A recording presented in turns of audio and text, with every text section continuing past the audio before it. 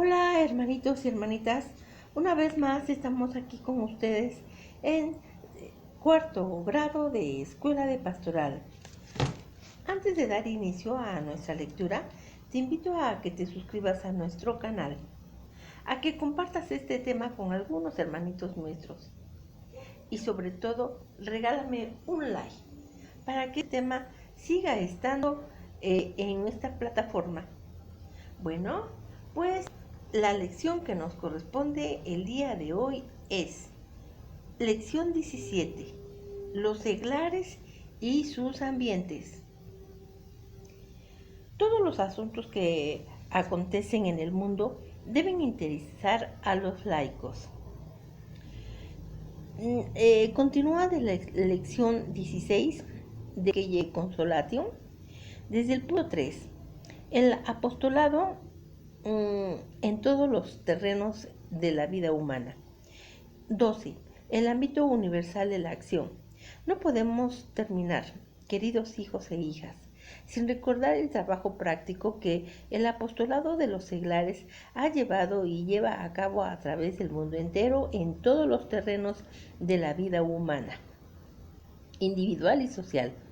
Trabajo cuyos resultados y experiencias habéis confrontado vosotros y discutido en estas jornadas de apostolado al servicio del matrimonio cristiano, de la familia, del niño, de la educación y de la escuela, en pro de los jóvenes y de las jóvenes, apostolado de caridad y de asistencia, bajo sus aspectos hoy innumerables, apostolado para una práctica mejor de los desórdenes sociales y de la miseria, apostolado en las misiones o a favor de los emigrantes e inmigrantes, apostolado en el sector de la vida intelectual y cultural, apostolado del juego y del deporte, y no es cosa pequeña, apostolado de la opinión pública.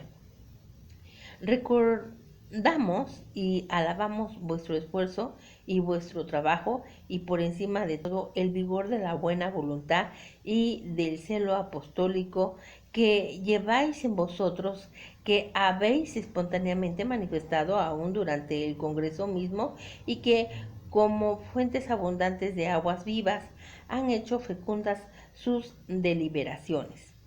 13. Nefasto es encerrarse en la sacristía. Os felicitamos en vuestra oposición o esa tendencia nefasta que reina aún entre los católicos y que querría confinar la Iglesia a las cuestiones llamadas puramente religiosas. Nadie se toma el trabajo de saber justamente lo que se entiende por eso, con tal de que ella se entierre en el templo de la sacristía, deje perezosamente a la humanidad debatirse fuera de su angustia y de sus necesidades. No se les pide más. No es sino demasiada verdad. En algunos países está obligada a enclaustrarse así, pero hasta ese caso, entre los cuatro muros del templo, ella tiene que hacer en la mejor forma lo que de posible le queda, pero ella no se encierra allí ni espontánea ni voluntariamente. El punto 14. Apostolado religioso y acción católica. Necesaria y continuamente la vida humana, la privada y la social, se encuentra en contacto con la ley y el espíritu de Cristo. De ahí resulta, por fuerza de las cosas, una compenetración recíproca del apostolado religioso y de la acción política. Política en el sentido noble de la palabra. No quiere decir otra cosa que colaboración para el bien de la ciudad. Ne polis. Polis. Pero este bien de la ciudad, civilidad, tiene una expresión muy grande y por consiguiente es el terreno político donde se discuten y se dictan también las leyes de la mayor importancia, como las que conciernen al matrimonio, la familia, el niño en la escuela, para limitarnos a estos ejemplos. Bueno, pues esta lectura nos lleva, no son esas acaso cuestiones que interesan principalmente a la religión. ¿Pueden dejar indiferentemente apático a un apóstol? En la alocución antes citadas, Uomini Donné, 3 de abril en 1951, hemos trazado el límite entre la acción católica y la acción política. La acción católica no debe de entrar en lisa ni en lucha con la política de partido, pero como lo decíamos también a los miembros de la conferencia Olivaid Tailaoble, como es mantenerse por encima de las querellas contingentes que envenenan la lucha de los partidos. Tanto así, reprobable sería dejar libre el campo para dirigir los negocios del Estado, a los indignos, a los incapaces. Discursos del 28 de marzo de 1948. ¿Hasta qué punto puede y debo el apostolado mantenerse a distancia de este límite? Difícil es formular en este punto una regla uniforme para todos. Las circunstancias y la mentalidad no son las mismas en todas partes. Aprobamos vuestras resoluciones con placer.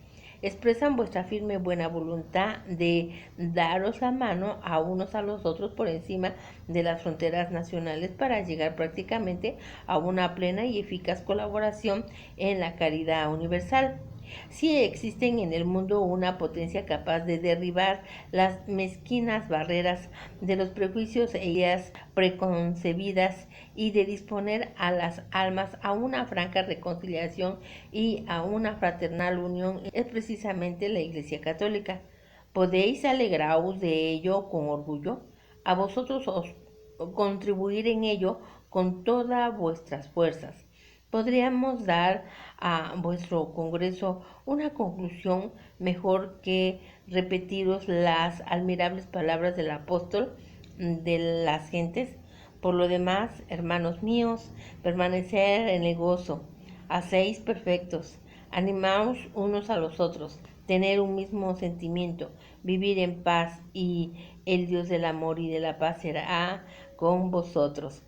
2 de Colonicenses 13:2. De nuestro Señor Jesucristo, el amor de Dios y la comunión del Espíritu sean con todos vosotros. En 2 de Colonicenses 13:13. Expresa justamente aquello mismo que toda vuestra acción intenta llegar a los hombres, que este don llene también vuestras propias almas y vuestros corazones, que este sea nuestro deseo final. Quiera Dios escucharlo y colmarlos a vosotros y a todo el universo católico con las mejores gracias, en prenda de las cuales os damos con toda la efusión de nuestro corazón nuestra bendición apostólica. El mismo Papa Pío XII, con motivo del cumplimiento de los 6 años desde la alocuenciación en francés de Quelle Consolation, que acabamos de estudiar, pronunció a los seglares una segunda alocución, también en francés, que enseguida presentamos. En ella hace nuevas aportaciones al tema del apostolado laical, iniciando por San Pío X y desarrollado por Pío XI, y el mismo Pío XII. Como venimos viendo aquí, el Papa Pío XII hace una aclaración reiterada sobre el concepto correcto de la expresión acción católica, pues corría la versión de que únicamente los laicos agrupados en una organización con este título estaban autorizados para ejercer el apostolado seglar. deja bien claro desde entonces y para siempre que por la expresión Acción Católica debe entenderse el concurso de todas las organizaciones laicales que bajo diversos títulos ha surgido. De este modo, en adelante se hablará de la conveniencia de que todas las organizaciones apostólicas laicales se unan hasta formar un fuerte haz apostólico que en consecuencia dará mejores y abundantes frutos de acción católica, aunque no militen bajo ese nombre. Otros pormenores de importancia esencial va a aportar ahora Pío XII en la nueva alocución, que se reflejará en su oportunidad en los documentos del Concilio Vaticano II, particularmente en la Constitución dogmática Luandius es Spes y en los de Gentes Divinitus y Apostolicam Autolusitatem. Pongamos toda nuestra atención en las enseñanzas que nos proporciona ahora. En la alocución de 6 a 6 ton Ecolore, 6 años han pasado, del 5 de octubre de 1957, sobre los laicos en las crisis del mundo moderno y su responsabilidad. La introducción, frutos del primer congreso de los laicos en el tema del segundo congreso. 1. La Iglesia Católica, fuerza de unión. Han pasado 6 años, amados hijos y amadas hijas, desde aquel día en que hablamos del primer Congreso Mundial del Apostolado de los Laicos. Nos dirigimos al final de nuestro discurso. Si existe en el mundo una potencia capaz de disponer a las almas para una franca reconciliación y una fraternal unión entre los pueblos, esta es la Iglesia Católica. ¿Podéis alegrarnos de ello con orgullo? A vosotros os toca contribuir con todas vuestras fuerzas. En el punto 2, saludo del Papa al Segundo Congreso Mundial de los Laicos. Nos contemplamos hoy en el regocijo, la selecta asamblea que reúne en este Segundo Congreso Mundial a 2.000 representantes que han venido de más de 80 naciones y entre los cuales se cuentan cardinales o cardenales, obispos, sacerdotes y seglares eminentes.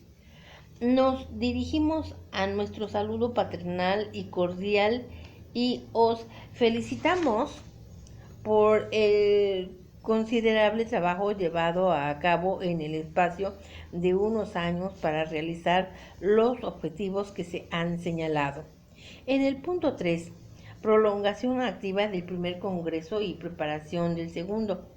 La documentación recogida por el Comité Permanente del Congreso Internacional para el Apostolado de los Laicos revela en primer lugar el gran número de obispos han consagrado a este tema cartas pastorales. Recuerda luego la serie de congresos nacionales e internacionales provocados por él en 1951 y destinados a prolongar la acción del mismo. En la India, en Sudán, en Suiza, en Bélgica, donde más de 3.000 dirigentes laicos se reunieron en Lovaina, en México, en España, en Portugal, en Kisubi, Uganda, para toda África, en Manila, para Asia, en Santiago y en Montevideo, para 13 países de América Central y Meridional. Añadamos también las reuniones destinadas a preparar el segundo Congreso Mundial y que se ha celebrado en Gasada, Castel Gandolfo, Roma, Wurzburg y París. 4. Efectos del primer Congreso. Sin duda alguna, el primer Congreso Mundial para el Apostolado de los Laicos fue como un llamamiento poderoso que tuvo en todas las partes múltiples ecos. han incitado a los católicos a considerar no solamente sus deberes para consigo mismo, sino también los que tienen con respecto a la Iglesia, con respecto a la sociedad civil y a toda la humanidad. Ha puesto de relieve con fuerza la importancia del compromiso personal de los laicos cuando se hacen cargo y llevan a cabo numerosas tareas en los campos religioso, social y cultural. Ha fortificado de este modo en ellos el sentido de sus responsabilidades en la sociedad moderna y el valor para afrontarlas, y ha contribuido notablemente a promover la colaboración y la coordinación entre las diversas formas del apostolado laico. 5. Tema del segundo Congreso, responsabilidad del laico en la crisis del mundo. Como tema del presente Congreso, que fue cuidadosamente preparado por teólogos y por especialistas en cuestiones sociales e internacionales, habéis elegido, los laicos, en la crisis del mundo moderno, responsabilidades y formación. Si nos respondiendo a vuestro deseo, os dirigimos la palabra al principio de vuestro congreso. Es con la intención de completar lo que dirigimos hace 6 años, con algunas observaciones sobre los principios rectores del apostolado de los laicos y sobre ciertos puntos prácticos relativos a la formación y a la acción del apostolado laico. Primera parte. Aspectos fundamentales de apostolado de los laicos. En el punto 1, jerarquía y apostolado laical, aclaración de conceptos. 6. Se plantea el problema jerarquía y laicado. Tomaremos como punto de partida de estas consideraciones una de las cuestiones destinadas a precisar la naturaleza del apostolado de los laicos. El laico, encargado de enseñar la religión con misión canónica, con el mandato eclesiástico de enseñar y cuya enseñanza constituye tal vez su única actividad profesional, no pasa por ello mismo del apostolado laico al apostolado jerárquico. En el punto 7, la explicación de términos del doble poder de la Iglesia: 1. Consagrar; 2. Enseñar y gobernar. Para contestar a esta pregunta hay que recordar que Cristo confió a sus mismos apóstoles un doble poder. En primer lugar, el poder sacerdotal y consagrar, y fue otorgado en plenitud a todos los apóstoles. En segundo lugar, el que enseñar y gobernar, es decir, de comunicar a los hombres en nombre de Dios la verdad infalible que les obliga a fijar las normas que regulan la vida cristiana. Estos poderes de los apóstoles pasaron al Papa y a los obispos. Estos, por la ordenación sacerdotal, transmiten a otros, en medida determina el poder de consagrar, mientras que en el de enseñar y el de gobernar es propio del Papa y de los obispos. En el punto 8, doble distinción entre los miembros de la Iglesia. Cuando se habla del apostolado jerárquico y del apostolado de los laicos, hay que tener, por lo tanto, presente una doble distinción. En primer lugar, sobre el Papa, los obispos y los sacerdotes, por un lado, y el conjunto de elementos laicos, por otro. Luego, entre el mismo clero, entre los que tienen en su plenitud el poder de consagrar y de gobernar, y de los demás clérigos. Los primeros, Papa, obispo y sacerdote, pertenecen necesariamente al clero. Si un laico fuese elegido Papa, no podría aceptar la elección, sino a condición de ser apto para recibir la ordenación y estar dispuesto a ser ordenados, el poder de enseñar y de gobernar, así como el carisma de la infalibilidad, le serían concedidos a partir del instante a su aceptación, incluso antes de su ordenación. 9. La respuesta del problema laical: poder enseñar.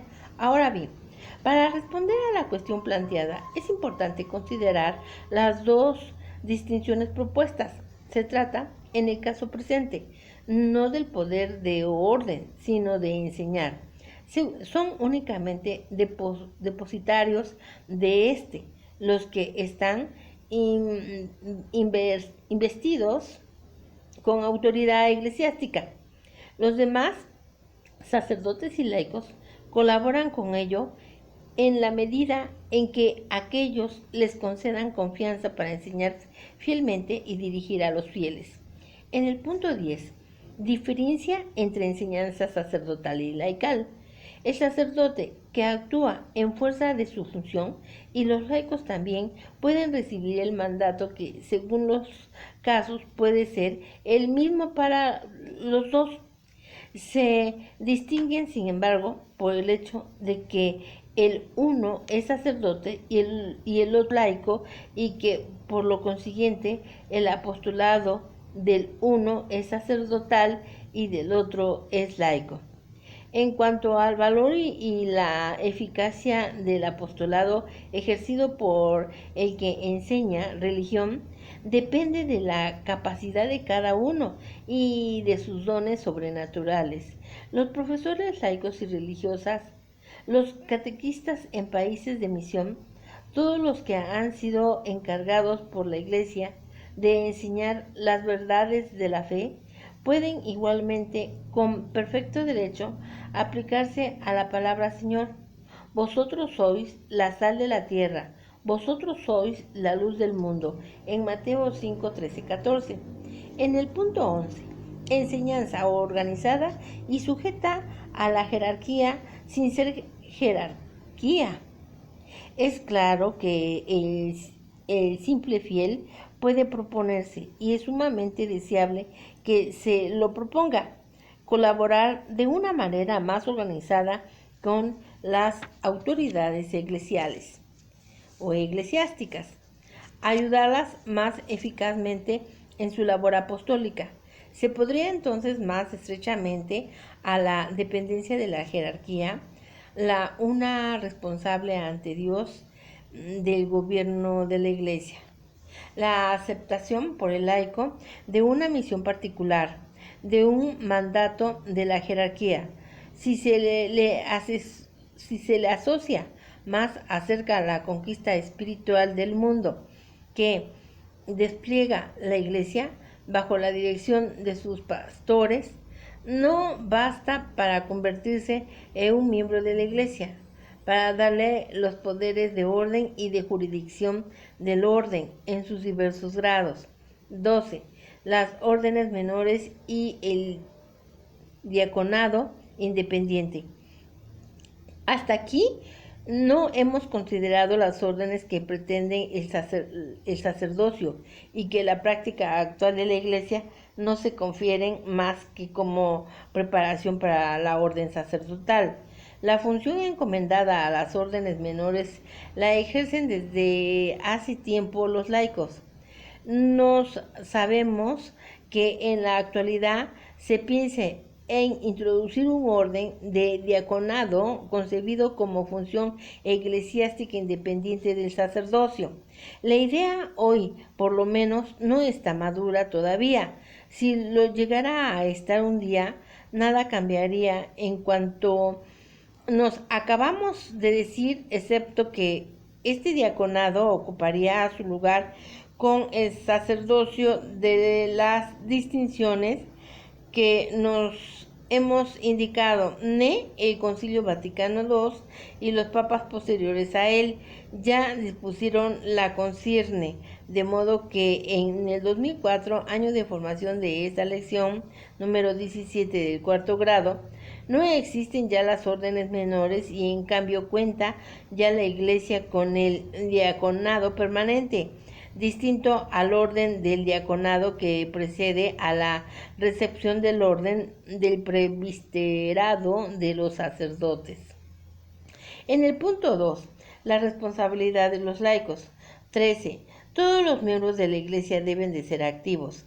Sería desconocer la verdadera naturaleza de la Iglesia y su carácter social al distinguir en ella un elemento puramente activo, las autoridades eclesiásticas, y por otra parte un elemento puramente pasivo, los laicos. Todos los miembros de la Iglesia, como nos hemos dicho en la encíclica Mystici Corporis Christi, están llamados a colaborar a la edificación y perfeccionamiento del cuerpo místico de Jesucristo. Todos son personas libres y deben de ser, por lo tanto, activos. 14. Armonía en la acción de sacerdotes y laicos, emancipación de los laicos. Se abusa a menudo el término emancipación de los laicos cuando se utiliza en un sentido que deforma el verdadero carácter de las relaciones que existen entre la iglesia que enseña y la iglesia enseñada entre sacerdotes y laicos.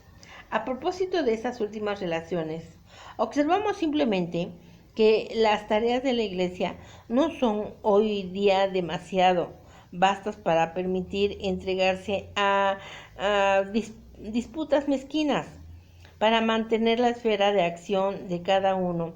Basta que todos poseen el suficiente espíritu de fe, desinterés, estima y confianza recíproca. El respeto a la dignidad del sacerdote fue siempre uno de los rasgos más típicos de la comunidad cristiana. Por el contrario, también el laicado tiene sus derechos y el sacerdote debe reconocer por su parte. 15. Los derechos del laico. El laico tiene el derecho de recibir a los sacerdotes todos los bienes espirituales con el fin de lograr la salvación de su alma y llegar a la perfección cristiana. Cuando se trata de los derechos fundamentales del cristiano, pueden hacer valer sus exigencias. El sentido y la finalidad misma de toda la vida de la Iglesia se hallan aquí en el juego, así como la responsabilidad ante Dios, tanto del sacerdocio como del laico. 16. La sociedad al servicio del individuo, no al revés, la función social. Se provoca inevitablemente un malestar cuando no se tiene en cuenta más que la función social. Esto no es un fin en sí mismo, ni en general ni en la iglesia, ya que la comunidad está definitivamente al servicio de los individuos y no inversamente. Si la historia demuestra que desde los orígenes de la Iglesia los laicos tenían participación en la actividad que el sacerdote despliega al servicio de la Iglesia, es verdad que hoy más que nunca deben prestar esta colaboración con tanto mayor fervor para la edificación del cuerpo de Cristo en Efesios 4:12. En todas las formas del apostolado, especialmente cuando se trata de hacer penetrar el espíritu cristiano en toda la vida familiar, social, económica y política. El punto 17. La colaboración laical es fundamental. La escasez sacerdotal la acentúa. Uno de los motivos de este llamamiento al elemento laico es, sin duda, la escasez actual de sacerdotes. Pero incluso en el pasado el sacerdote esperaba la colaboración de los laicos. Mencionaremos únicamente la considerable aportación de los maestros y maestras católicos, así como las religiosas han dado a la enseñanza de la religión y en general a la educación cristiana y a la formación de la juventud. Piénsese, por ejemplo, en las escuelas católicas de los Estados Unidos.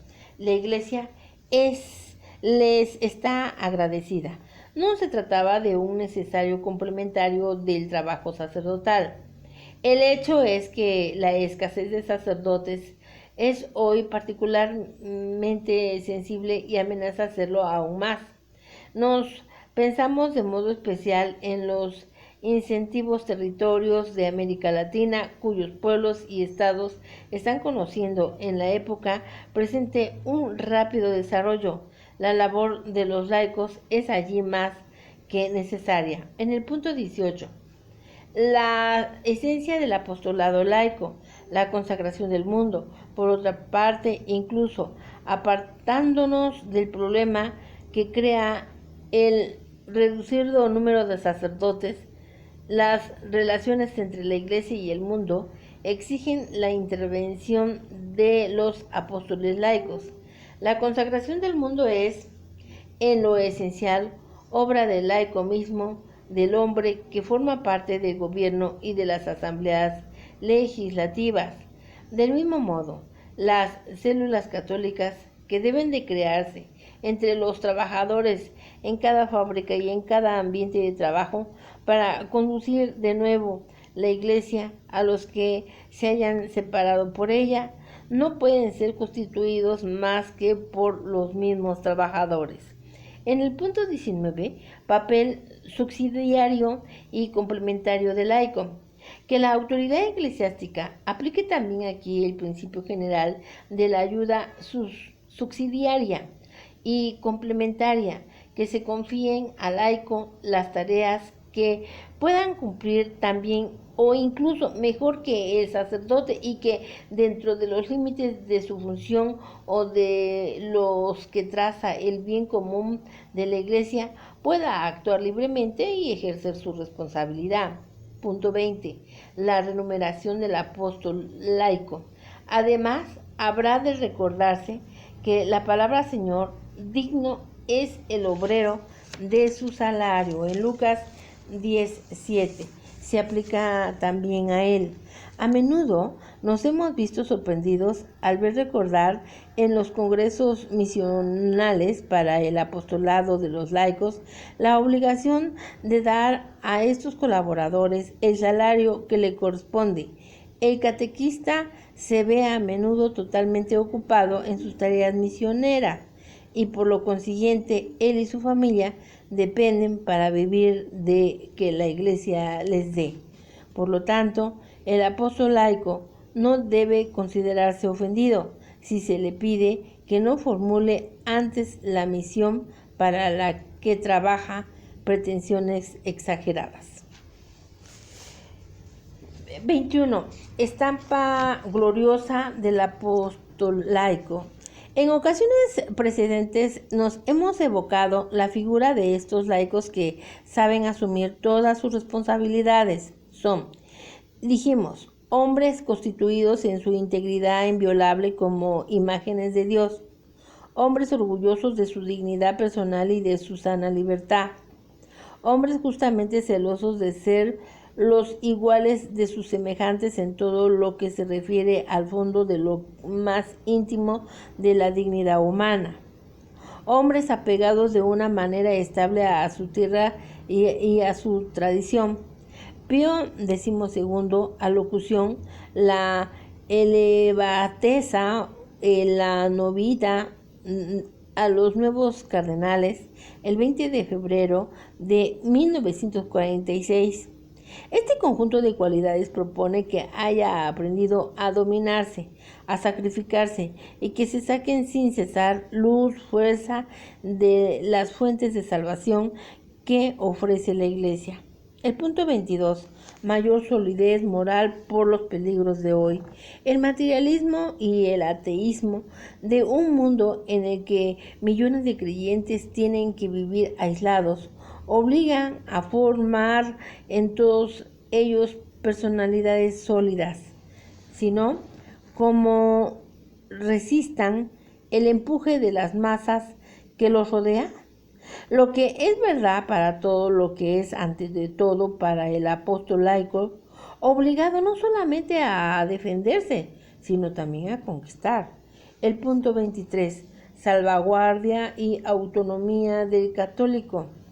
Esto no quita nada de valor de las medidas y precaución, como las leyes de protección de la juventud, la censura del film y todas las demás disposiciones que toman la Iglesia y el Estado para preservar de la corrupción el clima moral de la sociedad.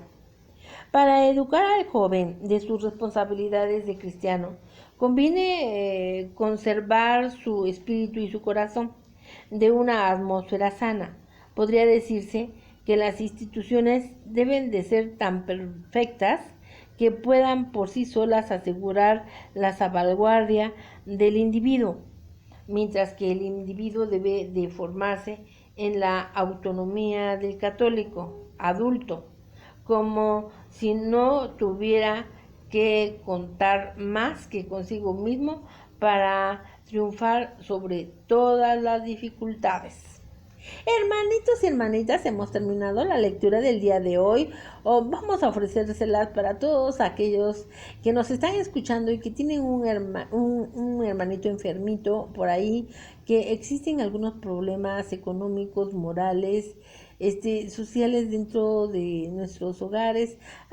Vamos a pedirle a Dios nuestro Señor que intervenga para la solución de nuestros problemas. Sí, primeramente Dios nos escuchará. Bueno, nos vemos para la próxima. Hasta pronto.